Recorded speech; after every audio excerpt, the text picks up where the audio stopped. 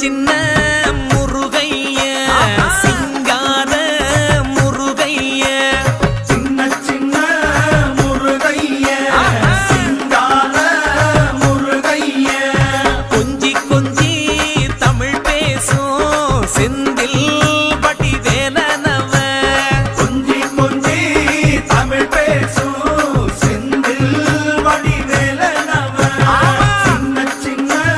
முருகைய சிங்கார முருகைய கொஞ்சி கொஞ்சி